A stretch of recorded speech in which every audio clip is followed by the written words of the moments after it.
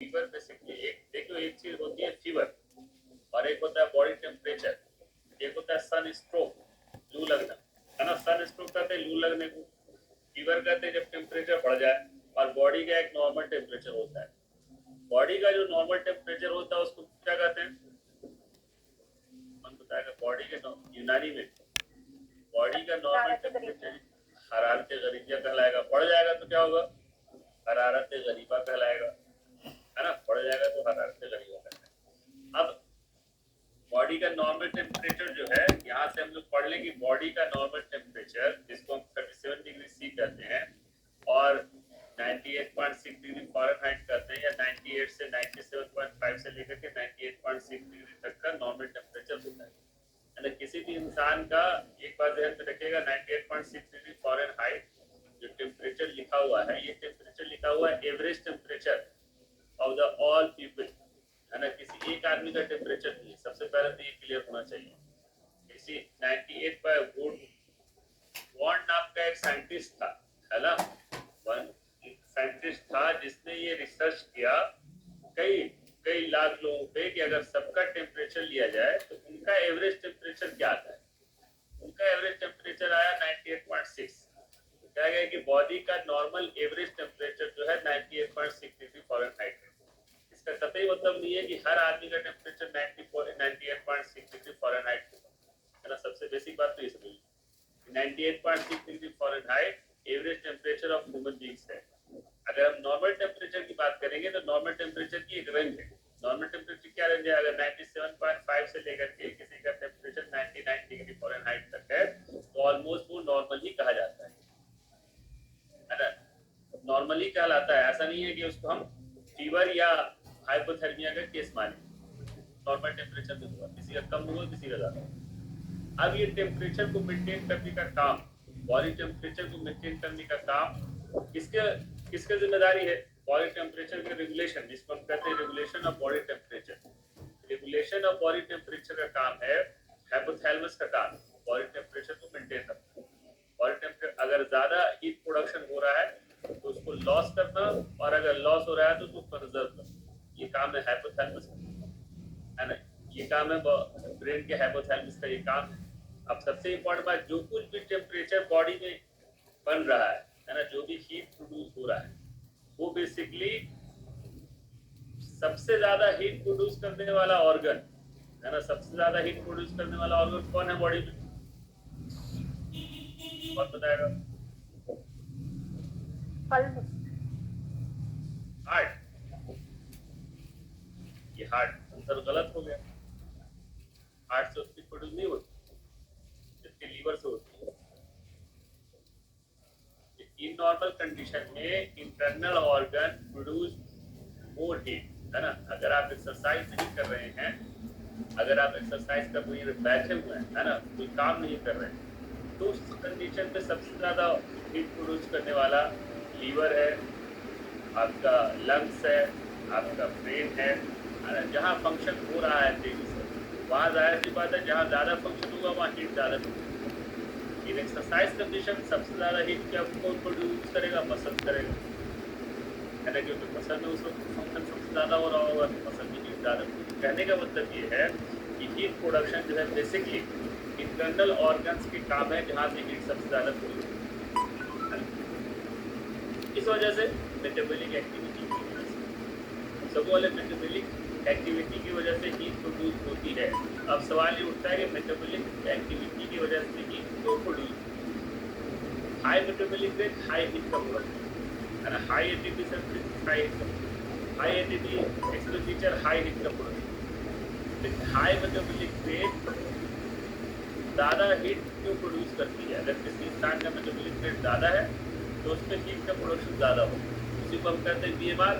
कहते हैं बसल metabolic rate, पहले ही बता चुके हैं। बसल मेटाबॉलिक रेट मतलब पर यूनिट एरिया में जितना हीट प्रोड्यूस होगा उसको हम बसल मेटाबॉलिक रेट करते हैं static condition, in resting condition. और मेटाबॉलिक रेट किसको कहते हैं, मेटाबॉलिक रेट उसको कहते हैं जबकि फंक्शन कर रहा हो इंसान तो उस वक्त उसका मेटाबॉलिक रेट कितना है वो कहलाता है मेटाबॉलिक रेट। अब बसल मेटाबॉलिक रेट कहलाता है इन स्टैटिक कंडीशन या इन बसल कंडीशन या इन रेस्टिंग।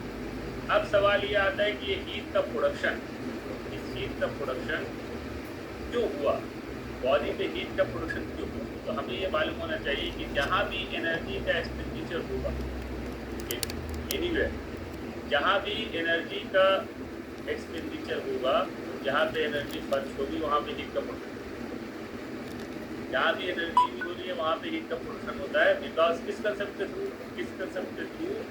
कि 100% energy never be converted into work, 100% energy is never be converted into work. Some part of energy converted into heat. ये फिजिक्स का फार्मूला है। यही फार्मूला बॉडी में भी अप्लाई होगा। जहाँ ज़्यादा एनर्जी का एक्सपेंडिचर होगा वहाँ हीट प्रोड्यूस मिलेगा, और वही हीट मेंटेन होगी कितने पर, 98.6 डिग्री फ़ारेनहाइट या जो भी है जिसको आप नॉर्मल टेम्परेचर मान रहे हैं, उसी की वजह से हीट प्रोड्यूस होगा। अब हमें ये क्लियर है कि जब तो कोई भी इंसान ज़्यादा फंक्शन करेगा तो उसमें हीट ज़्यादा होगी, लेकिन बॉडी का टेम्परेचर नहीं बढ़ेगा। बॉडी का टेम्परेचर को नहीं बढ़ने देना है, क्योंकि बॉडी का टेम्परेचर एक पर्टिकुलर टेम्परेचर पे बॉडी वर्क करती है, जिसको 37 डिग्री सी मानते हैं। उसी में सारी एंजाइमेटिक एक्टिविटी होनी है प्रॉपरली, उसी में डाइजेशन प्रॉपर होना है, उसी में ब्रेन का फंक्शन प्रॉपर होना है, उसी में हार्ट का फंक्शन प्रॉपर होना। हीट जितना भी प्रोड्यूस हो बॉडी के अंदर, लेकिन बॉडी कभी भी अपने इंटरनल टेम्परेचर को बढ़ने नहीं देती, कभी भी अपने इंटरनल टेम्परेचर को बढ़ने नहीं देती है। इंटरनल टेम्परेचर को हमेशा कांस्टेंट रखना चाहती है। कितने पे कांस्टेंट रखना चाहती है? 37 डिग्री। और उसको हम कहते हैं कोर टेम्परेचर। एग्जैक्टली वो 37.1 degree centigrade, exactly 37.1 degree centigrade है जो बॉडी का इंटरनल टेम्परेचर है, बॉडी का कोर टेम्परेचर। आप जितने भी ठंड में रहें, आप जितने भी गर्मी में रहें, लेकिन बॉडी का कोर टेम्परेचर मेंटेन रहेगा।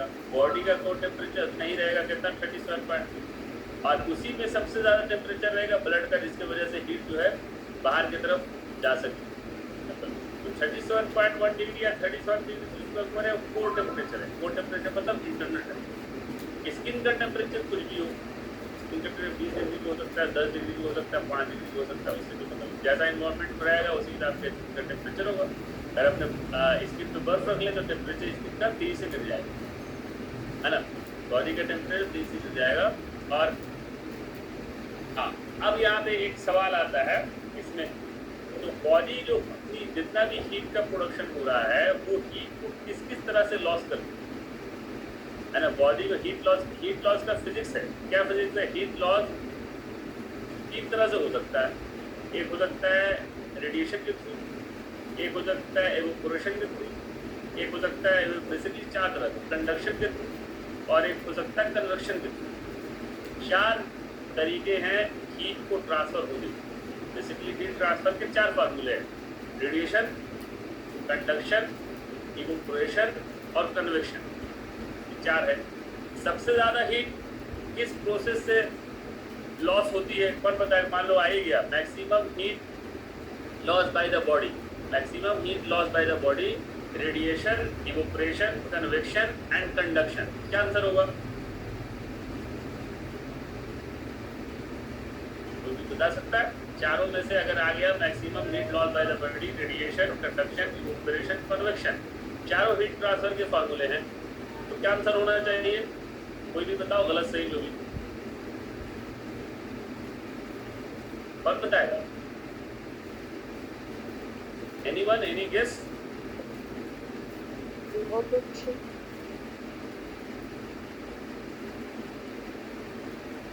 देखिए सबसे ज्यादा जो हीट पड़ने वाले है, रेडिएशन के थ्रू हीट जो है लॉस होती है, जो हमें पता नहीं नॉर्मल कंडीशन। चेंजेस कब आएंगे? जब आप बहुत हीट अप कंडीशन में हो, बहुत कोल्ड कंडीशन में हो, तो वो चीज़ें बदल जाएंगी। But in resting condition maximum heat loss by the radiation. अब रेडिएशन है क्या चीज़? रेडिएशन का मतलब होता है रेस का निकलना। अब ये भी पता होना चाहिए कि हीट जो है किस रेस की वजह से आती या जाती है। कौन बताएगा? हीट को मूव करने का जो रेज है ना, कई सारे रेज है, विजिबल रेज है, अल्ट्रा रेज है, गामा रेज है, बीटा रेज है, इंफ्रारेड रेज है ना। इतने सारे रेज निकल के आ रही है। इससे कौन सा हीट ट्रांसफर करता है? इसमें से कौन सी रेज है जो हीट ट्रांसफर करती है? कौन बताएगा? याद रखिएगा, इंफ्रारेड रेज जो है, इंफ्रारेड रेज हीट ट्रांसफर का काम है। इंफ्रारेड रेज हीट ट्रांसफर करती है। इंफ्रारेड का क्या, इंफ्रारेड रेज का मतलब क्या हुआ, जिसकी ब्लड से इंफ्रारेड रेज हीट ट्रांसफर करती है। तो हमारे बॉडी से भी इंफ्रारेड रेज निकल करके इन्वायरमेंट में जा रहा है, जिसकी वजह से हीट ट्रांसफर हो रही है फ्रॉम बॉडी टू इन्वायरमेंट। ये बात पहले मालूम होना चाहिए। रेडिएशन ये एक प्रोसेस है, दिखाई नहीं दे रहा है, लेकिन ये रेज निकल के इन्वायरमेंट में जा रही है। ये कब तक जाएंगी, ये तब तक जाएंगी जब तक के बाहर का टेम्परेचर कम है और अंदर का टेम्परेचर ज़्यादा है। तो ये रेज जो है इंफ्रारेड जो है बॉडी से हीट लॉस कराती रहेगी। जो भी हीट का प्रोडक्शन हो रहा है मैक्सिमम, अगर 37 डिग्री से ऊपर जा रहा है, ये जितना भी हीट प्रोड्यूस हो रहा है उसको टेम्परेचर में मेंटेन करने के बाद वो सब बाहर जाएगा थ्रू रेडिएशन। ये एक मेथड है। हीट ट्रांसफर के 4 मेथड हैं, रेडिएशन, कन्वेक्शन, कंडक्शन और इवोपोरेशन। ये हुआ रेडिएशन। सेकंड मेथड है कंडक्शन। कंडक्शन किसको कहते हैं, जब आप किसी बॉडी के टच में हैं, जाहिर सी बात है क्या होता है, जब आप किसी, मान लीजिए कोई चीज़ ठंडी है, ठंडी रॉड है ना, अगर आप उसको पकड़े रहेंगे तो क्या होगा, वो धीरे धीरे जो है हीट अप हो जाएगी। उसके क्यों होगा ऐसा, जो सरफेस टच कर रहा है आपकी बॉडी से, उसका हीट उसमें टच के थ्रू जा रहा है, उसको हम कहते हैं कंडक्शन। एक होता है इवोपोरेशन। इवोपोरेशन मतलब वाटर का भाप बन करके उड़ जाना है ना। इवोपोरेशन का मतलब है ना, इवोपोरेशन का मतलब है वाटर का भाप बन करके उड़ जाना, उसको कहते हैं हम इवोपोरेशन। बॉडी से ये हमेशा होता रहता है, जो है ना, जो हमें पता भी नहीं चलता, लेकिन इनसेंसिबल लॉस ऑफ हीट इस तरह से होते हैं। वाटर जो है वाटर वेपर के इसलिए उसके बाद इवोपोरेशन कहलाता है, वाटर को वेपर में कन्वर्ट हो जाता है, उसको कहते हैं इवोपोरेशन। स्विमिंग में बहुत आम पर। कन्वेक्शन क्या होता है, जब हीट टच करे स्किन के अंदर, तो जो गर्म वाला पार्ट होता है वो उसको ट्रांसफर होता रहता है, चाय बनती है ना तो मिक्स होता रहता है, उसको हम कहते हैं कन्वेक्शन। तो ये 4 फिजिकल मेथड है जहाँ से हीट कंटिन्यू ट्रांसफर होती है। सबसे ज़्यादा रेडिएशन थ्रू इंफ्रारेड दिखाई नहीं देता। इन नॉर्मल कंडीशन रेडिएशन होता रहेगा, 63% तक जाता है, हमें एहसास नहीं होता। क्यों, क्योंकि बाहर का टेम्परेचर कम है और अंदर का टेम्परेचर ज़्यादा है। ये कंटिन्यूअस होता रहेगा कब तक, जब तक बाहर का टेम्परेचर कम है। कभी भी अगर बाहर का टेम्परेचर ज़्यादा होगा तो हीट की टेंडेंसी क्या है, from high temperature to low temperature. Radiation जब भी होगा from high temperature to low temperature. जब कभी भी सिचुएशन उलट जाएगी, यानी कि बाहर का टेम्परेचर 40 डिग्री होगा और बॉडी का टेम्परेचर 37 डिग्री ही रखना है, तो वहाँ से हीट जो है बॉडी में आने लगेगी थ्रू रेडिएशन। इन्वायरमेंट से क्या होगा, इंफ्रारेड जो है जिससे गर्मी लगती है, गर्मी लगती है ना, गर्मी का एहसास होता है, बॉडी की तरफ आने लगेगा, तो रेडिएशन का मैकेनिज्म जो है वो उड़ जाएगा। जब रेडिएशन का मैकेनिज्म उलट जाएगा तो फिर इवोपोरेशन का मैकेनिज्म काम आएगा, जिसमें शूटिंग होगी। तब इवोपोरेशन का मैकेनिज्म शूटिंग होगी, तेजी से इवोपोरेशन का मैकेनिज्म काम आएगा। अब इस बॉडी टेम्परेचर को उसी कंडीशन में रखने के लिए रिस्पॉन्सिबल है हाइपोथैलेमस। बॉडी टेम्परेचर को उसी कंडीशन में रखने के लिए कौन सा रिस्पॉन्सिबल है, हाइपोथैलेमस। और वो हाइपोथैलेमस में जो 2 पॉइंट है, जो हॉट सेंटर कह रहे हैं और कोल्ड सेंटर कह रहे हैं, 2 सेंटर है हाइपोसेंटर में। इस जब कभी भी ज़्यादा, वहाँ पे एक टेम्परेचर फिक्सेशन है जिसको हम कहते हैं सेट पॉइंट। ये बात याद रखिएगा, सेट पॉइंट जो है टेम्परेचर फिक्सेशन है। जैसे आप रेफ्रिजरेटर का टेम्परेचर, एसी का टेम्परेचर फिक्स कर देते हैं 25 डिग्री सी, तो 25 डिग्री सी को ही बनाए रखता है। 30 डिग्री सी का 16 डिग्री करेंगे तो 16 डिग्री को ही बनाए रखेगा। इसी तरह से बॉडी में हाइपोथैलेमस में जो सेट पॉइंट है वो फिक्स है कि बॉडी का टेम्परेचर हर हाल में, कितनी भी गर्मी पड़े, कितनी भी जाड़ा पड़े, बरसात हो, उससे मैटर नहीं, रेडिएशन हो रहा है नहीं रहा है, बॉडी का टेम्परेचर 37 डिग्री से ही इंटरनल टेम्परेचर मेंटेन है in all circumstances accept in different way, जिसको हम फीवर कहते हैं। जिसको हम फीवर कहते हैं, या सन स्ट्रोक की बात आएगी, वो एक अलग चीज़ है। फीवर किसको कहेंगे, जब बॉडी का इंटरनल टेम्परेचर बढ़ जाए। और बॉडी ने क्या फिक्सेशन कर रखा है, हाइपोथैलेमस में वो टेम्परेचर जो 37 डिग्री सी है वो फिक्स है, इसको इसी पॉइंट पे रखना है, जैसे एसी का फिक्स रहता है ना। बाहर कितनी भी गर्मी हो, रूम का टेम्परेचर जो है वो 20 डिग्री सी ही रहेगा। एसी वैसे वो काम करता है क्या, इसमें बाहर का टेम्परेचर जितना जो फर्क के आपने उसको फिक्स कर रखा है, तो क्या करता है वो हीट को ले जाता है, उसको कूल करता है, फिर हमें पता चलता है। सेम इसी तरह से बॉडी का टेम्परेचर फिक्स है 37 डिग्री सी में इंटरनल टेम्परेचर, बाहर इंटरनल टेम्परेचर जिसको कोर टेम्परेचर कहते हैं। उस कोर टेम्परेचर को बनाए रखने के लिए हाइपोथैलेमस क्या करेगा, अगर बहुत ज़्यादा गर्मी होगी, इंटरनल टेम्परेचर बढ़ रहा है तो तेज़ी से हीट लॉस करेगा, और इंटरनल टेम्परेचर घट रहा है तो तेज़ी से हीट गेन करने की कोशिश करेगा और 37 डिग्री सी पे बना के रखेगा।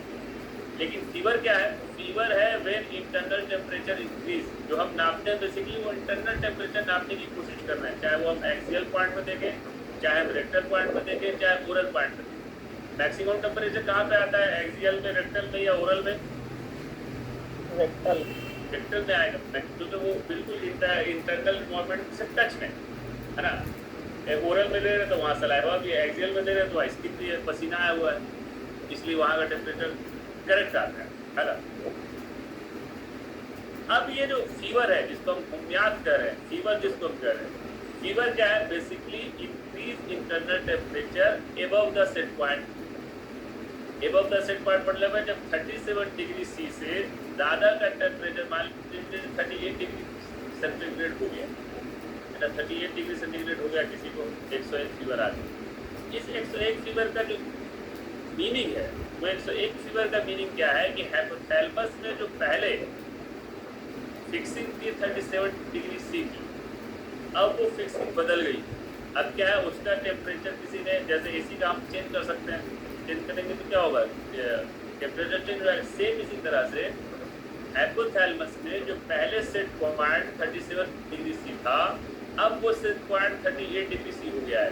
रीजन कुछ भी हो तो बॉडी क्या करेगी, बॉडी सारे उस टेम्परेचर को मेंटेन रखने की कोशिश करेगी। जितना सेट पॉइंट है उतनी रहेगा, जितना आप एसी का रखेंगे उतनी टेम्परेचर मेंटेन होगा। सेम इसी तरह से हाइपोथैलेमस में किसी वजह से सेट पॉइंट जो 37 डिग्री सी था, अब वो बढ़ करके क्या हो गया, 38 डिग्री सी।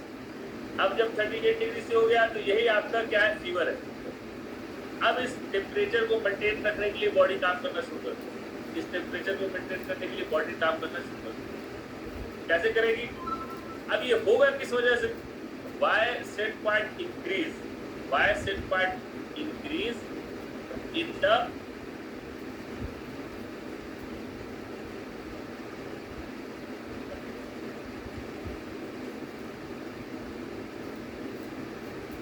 है ना, वाई,